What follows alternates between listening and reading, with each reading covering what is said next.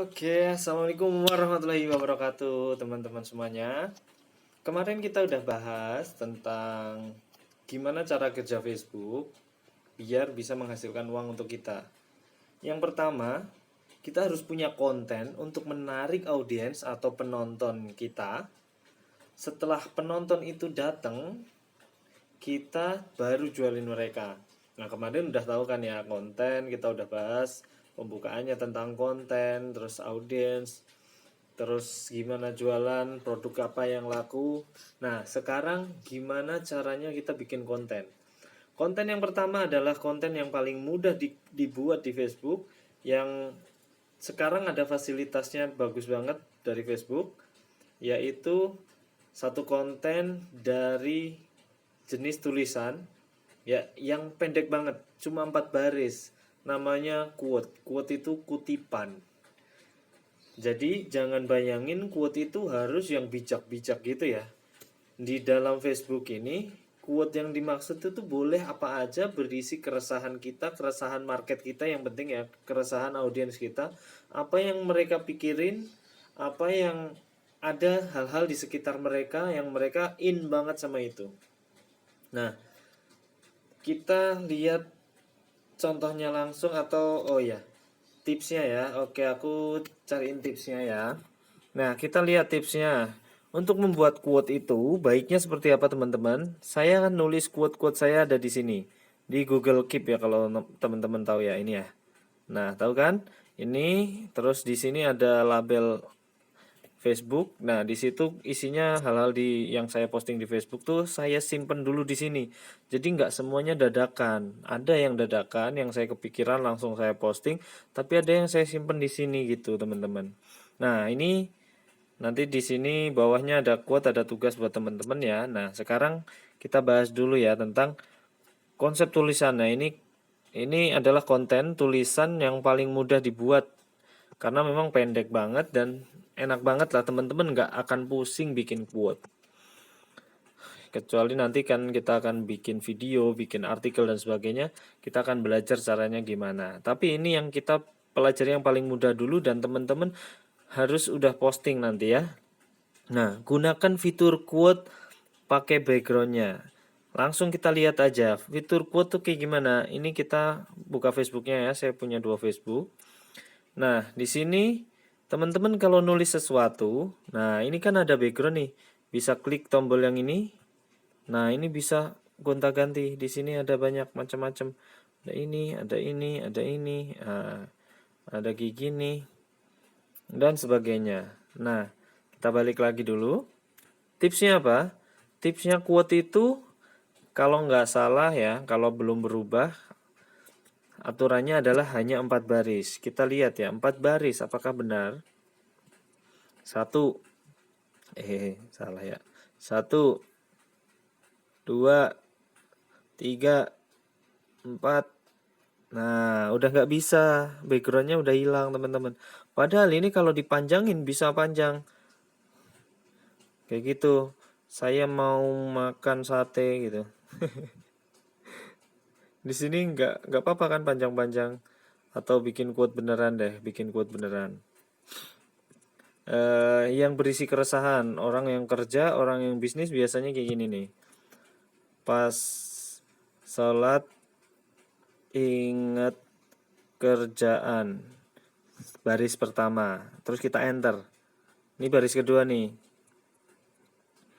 Pas kerja malah scrolling FB gitu ya.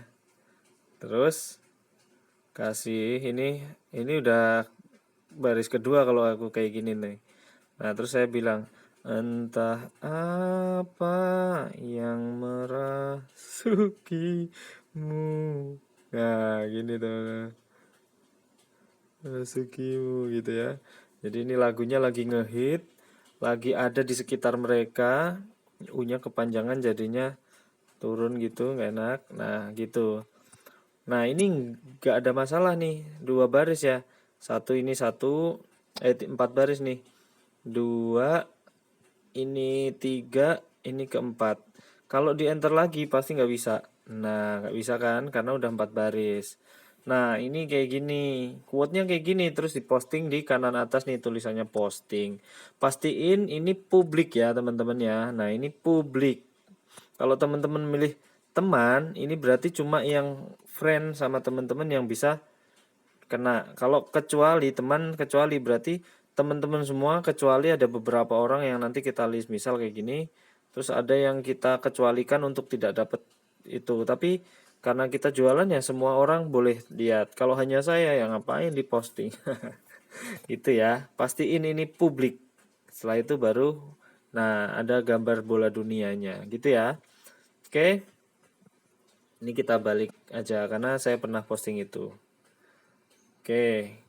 Nah, 4 baris bener ya, 4 baris. Terus nyambung sama audiens atau market kita atau yang nonton atau friend kita di Facebook itu nyambung sama mereka quote-quote kita. Kayak tadi tuh yang karena teman-teman Facebook saya kebanyakan itu apa namanya?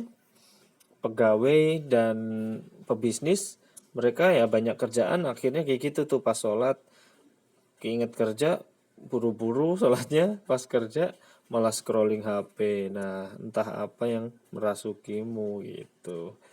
Nah, berisi hal-hal yang sekitar mereka. Apa sih yang ada sekitar mereka? Bisa lagi virus corona ya doa bisa. Semoga kita terhindar dari musibah dan sebagainya. Dan memang pengen berdoa untuk mereka ya. Atau apa yang mungkin mereka pikirkan. Kalau apa namanya? Ibu-ibu ya berarti yang sesuai dengan ibu-ibu. Kalau marketnya atau teman-teman friend kita di Facebook itu bapak-bapak ya yang connect sama bapak-bapak itu apa?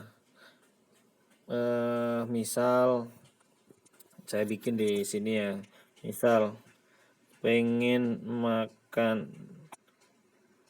makan enak buat lepas penat di kantor tapi kok inget rumah tadi pagi cuma belanja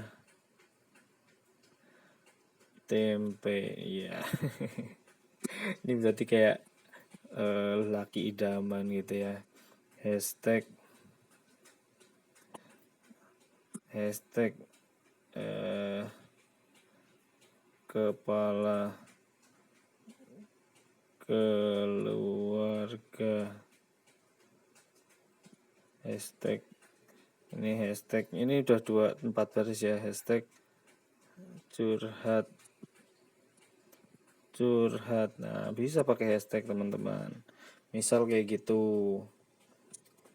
Apalagi yang mereka pikirin bener-bener keresahan mereka aja, santai aja, nggak usah yang keren-keren, bahkan bisa humor juga. Nah, terus pilih background yang pas ya teman-teman ya. Dan pastikan atau usahakan mengundang komentar. Kita boleh lihat ya, ini ada 4 kriteria ya, sebisa mungkin ya.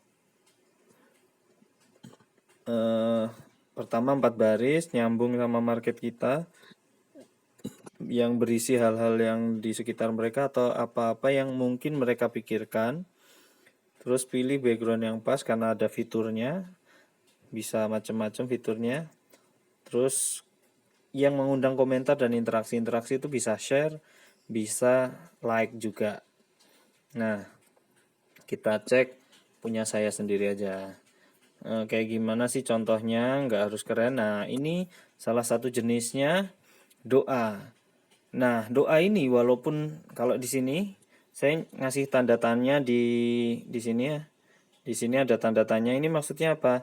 Biasanya yang mengundang komentar itu yang berupa pertanyaan seperti nanya tadi, pernah nggak sih atau pernah nggak sih kayak gitu-gitu. Nanti kita akan belajar. Tapi ternyata doa itu juga mengundang komentar. Ini baru tadi udah ada 9 komentar, isinya ya amin amin amin. Nah, biasanya ya tuh kayak gitu. Amin amin amin. Nah, penting nggak komentar? Nah, komentarnya juga kita like juga biar interaksinya bagus. Nanti dianggap sama Facebook mereka adalah mutual friend atau temen yang benar-benar saling saling menguntungkan atau saling temenan. Jadi kalau kita ada postingan baru, mereka akan dikasih notifikasi sama Facebook untuk ngelihat postingan kita. Kalau nggak pernah komentar, nggak pernah interaksi, mereka nggak akan dikasih notifikasi di sini nih, notifikasi. Nah, ini Bu Prita nih sering saya komen juga, beliau sering komen saya. Akhirnya kalau beliau ngepost memperbarui statusnya, saya dikasih notifikasi.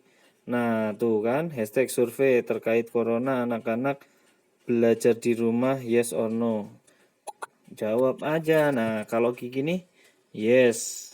Biar apa? Kalau dia nggak interaksi sama kita, kita yang interaksi sama dia. Biar besok-besok Bu Prita ini juga dapat notifikasi kalau saya lagi ngepost ngepost update status atau apapun yang di Facebook saya ini. Atau kalau komen, oh iya ada saran komen itu jangan cuma pendek-pendek nih. Yes. Misal gini kan, saya edit nih. Bisa diedit loh, enak kan? Yes, Bestari dari kecil belajar di rumah. Hehe. Nah, ini kenapa saya komen kayak gini karena beliau juga tahu kalau saya itu homeschooling. Jadi anak saya nggak saya sekolahin. Nah, gitu.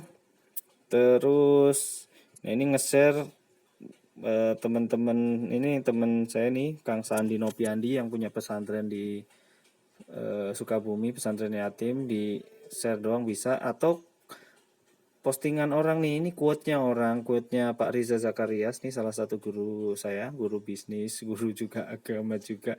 Beliau adalah yang punya punya apa namanya Quran Syamil kalau tahu. Nah, ini juga saya post gini bisa di-share kayak gini.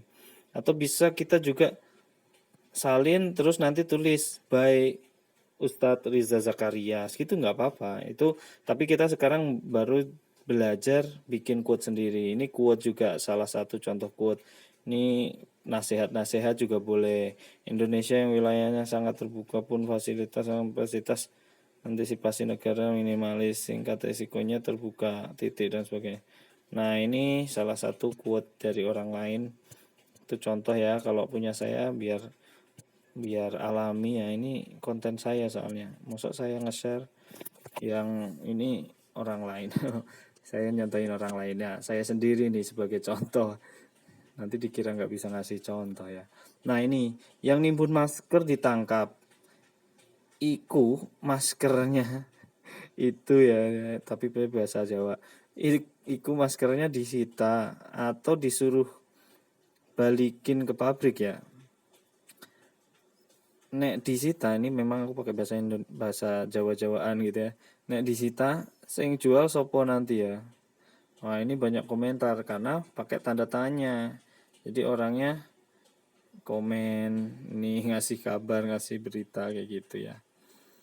Terus apalagi nih, jangan remehkan tindakan kecil, yang penting diniatkan untuk kebaikan. Allah yang tentukan seberapa besar dampaknya. Ya, kalau yang kayak gitu, nah ini bahkan dibagikan sama 2 orang nih. Di like 23. Nah, ini Allah datangkan dia bukan agar kita banyak-banyakan masker deh kayaknya. Mungkin agar banyak-banyakan amal dan taubat. Ingatkan aku ya kawan. Nah, ini komentar-komentar juga mereka. Ini komentarnya konyol ya. Nah, itu salah satu quote-nya kayak gitu ya. Salah satu contohnya. Nah, macam-macam quote banyak. Teman-teman bisa pakai paradoks. Paradoks tuh hal-hal yang aneh, yang berkebalikan, harusnya gini malah gitu. Contoh sholat tuh harusnya kusuk, malah di situ saya ngomong pas sholat kepikiran kerja. Nah, pas kerja harusnya kan fokus sama kerjaannya, ternyata malah kepikiran scrolling HP. Kayak gitu juga, itu paradoks namanya. Hal-hal yang nggak semestinya gitu ya. Doa seperti yang saya tadi, doa tuh ahad berkah, semoga ahad ini seberkah Jum'ah gitu ya. Semoga rezeki Anda berlimpah dan dijauhkan dari musibah. Humor juga boleh, teman-teman saya nih yang sering. Tapi aku kalau yang kuat jarang humor. Justru sok bijak kalau kuat. Oke gitu. Nah sekarang teman-teman tugasnya adalah buat quote-quote dari teman-teman sendiri, ciptakan quote-nya sendiri yang berisi tadi sesuatu yang sesuai dengan target market yang teman-teman akan bidik. Kan kemarin udah belajar gimana membidik target market yang sesuai produk atau sesuai diri kita atau sesuai konten yang akan kita buat, yang bisa kita buat. Misal target saya yang tadi itu banyakkan kan marketing properti. Jadi kayak gitu, apa namanya? Tentang sholat, kepikiran kerja dan sebagainya. Terus tentang corona itu kan dia dihadirkan Allah bukan untuk banyak-banyakan masker tapi banyak-banyakan amal dan taubat deh, ingatkan aku ya kawan. Nah itu kan ini ya sesuatu yang lagi mereka pikirkan gitu ya, lagi jadi keresahan banyak orang gitu. Itu salah satunya. Terus apa aja lah pokoknya yang teman-teman bisa buat. Oke, jenis-jenisnya saya kasih 3 di sini. Bisa banyak, ini nggak ada batasnya ya. Sok bijak atau kuat-kuat yang benar-benar motivasi. Motivasi, motivasi terus apa ya?